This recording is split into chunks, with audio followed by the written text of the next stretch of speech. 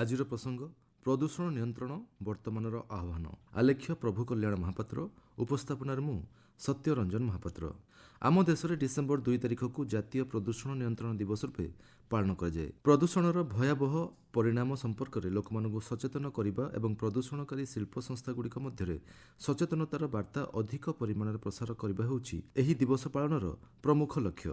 ଅନ୍ୟପକ୍ଷରେ ଭୋପାଳ ଗ୍ୟାସ୍ ଦୁର୍ଘଟଣାରେ ମୃତ୍ୟୁବରଣ କରିଥିବା 25,000 ବ୍ୟକ୍ତିଙ୍କ ସ୍ମୃତି ପ୍ରତି ସମ୍ମାନ ଜଣାଇବା ସହିତ ସେଥିରେ ଗୁରୁତର ସ୍ୱାସ୍ଥ୍ୟଜନିତ ସମସ୍ୟାର ଶିକାର ହୋଇଥିବା 5 ଲକ୍ଷରୁ ଊର୍ଦ୍ଧ୍ୱ ବ୍ୟକ୍ତିଙ୍କ ପ୍ରତି ସମବେଦନା ଜଣାଇବା ମଧ୍ୟ ଏହି ଦିବସ ପାଳନର ଅନ୍ୟତମ ଉଦ୍ଦେଶ୍ୟ।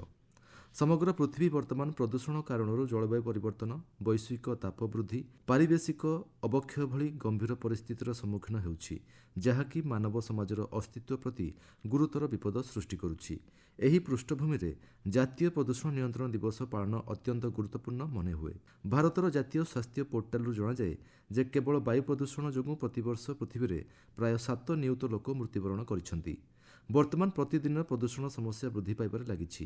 ବାୟୁ, ଜଳ, ଶବ୍ଦ, ମୃତ୍ତିକା ପ୍ରଭୃତି ଗୁରୁତର ଭାବେ ପ୍ରଦୂଷିତ ହେବା ଫଳରେ ମଣିଷ ଜୀବନ ଦୁର୍ବିସହ ହୋଇପଡୁଛି। ଚଳିତ ବର୍ଷ ଜାତୀୟ ପ୍ରଦୂଷଣ ନିୟନ୍ତ୍ରଣ ଦିବସର ବିଷୟବସ୍ତୁ ରଖାଯାଇଛି ବିଶୁଦ୍ଧ ବାୟୁ, ସବୁଜ ପୃଥିବୀ, ସମର୍ଥନୀୟ ଜୀବନ ଅଭିମୁଖେ ଏକ ସୋପାନ।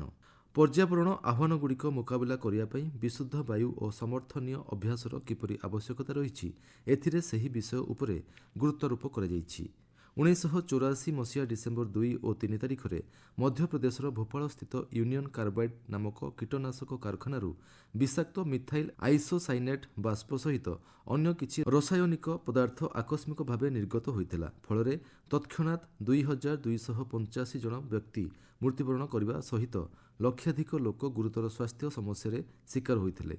ପରବର୍ତ୍ତୀ ସମୟରେ ମଧ୍ୟପ୍ରଦେଶ ସରକାର ଘୋଷଣା କରିଥିଲେ ଯେ ଏହି ଗ୍ୟାସ୍ ଲିକ୍ ଦୁର୍ଘଟଣାରେ ପ୍ରାୟ 25,000 ବ୍ୟକ୍ତି ପ୍ରାଣ ହରାଇଛନ୍ତି ଏବଂ 5 ଲକ୍ଷରୁ ଊର୍ଦ୍ଧ୍ୱ ଲୋକ ଗୁରୁତର ସ୍ୱାସ୍ଥ୍ୟ ସମସ୍ୟାରେ ପ୍ରଭାବିତ ହୋଇଛନ୍ତି।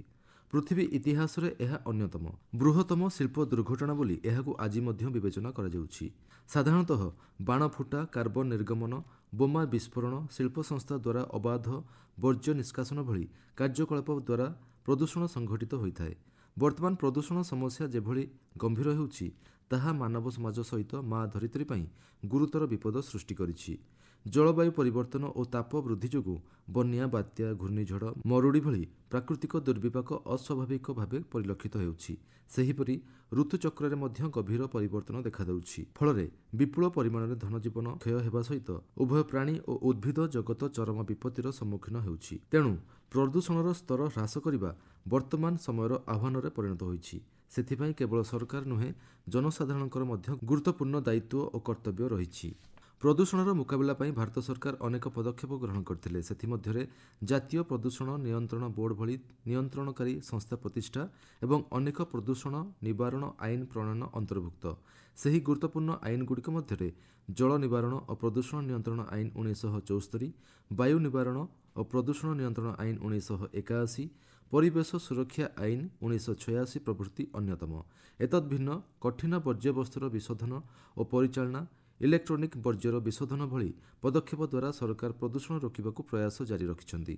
ବାୟୁ ପ୍ରଦୂଷଣ ହ୍ରାସ ପାଇଁ ମେଟ୍ରୋ ଓ ଇଲେକ୍ଟ୍ରିକ୍ ଯାନର ପ୍ରବର୍ତ୍ତନ, ବ୍ୟକ୍ତିଗତ ଯାନ ପରିବର୍ତ୍ତେ ପବ୍ଲିକ୍ ଟ୍ରାନ୍ସପୋର୍ଟର ଉପଯୋଗ ଇତ୍ୟାଦି ଉପରେ ସରକାର ଗୁରୁତ୍ୱାରୋପ କରୁଛନ୍ତି। ତେବେ ପ୍ରତ୍ୟେକ ବ୍ୟକ୍ତି ଗଛ ଲଗାଇବା, ନିଜର ଯାନବାହନ କମ୍ ବ୍ୟବହାର କରିବା, ଚତୁଃପାର୍ଶ୍ୱସ୍ଥ ପରିବେଶକୁ ପରିମଳ ରଖିବା ଲାଗି ଉଦ୍ୟମ ଦ୍ୱାରା ପରିବେଶ ଅନେକ ପରିମାଣରେ ଶୁଦ୍ଧ ହୋଇପାରିବ। ପରିବେଶ ପ୍ରଦୂଷଣର ଭୟାବହତାକୁ ଫଳପ୍ରଦ ଭାବେ ମୁକାବିଲା କରିବା ପାଇଁ ସମଗ୍ର ପୃଥିବୀରୁ ସବୁଜ ଗୃହ ବାଷ୍ପ ନିର୍ଗମନ ଓ ତାପମାତ୍ରା ହ୍ରାସ ପାଇଁ ବିଶ୍ୱ ସମୁଦାୟ ପ୍ୟାରିସ୍ଠାରେ ଯେଉଁ ରାଜିନାମା କରିଛନ୍ତି, ଆମ ଦେଶ ସେଥିରେ ଭାଗୀଦାରୀ ହୋଇଛି। ତେଣୁ ବିଭିନ୍ନ ପ୍ରଦୂଷଣ ପ୍ରତିରୋଧୀ ପ୍ରଯୁକ୍ତିବିଦ୍ୟା, ନୀତି ଓ ପଦକ୍ଷେପ ଗ୍ରହଣ କରି ପ୍ରଦୂଷଣ ହ୍ରାସ କରିବା ଜାତୀୟ ପ୍ରଦୂଷଣ ନିୟନ୍ତ୍ରଣ ଦିବସର ଆହ୍ୱାନ ବୋଲି ବିଚାର କରାଯାଉଛି।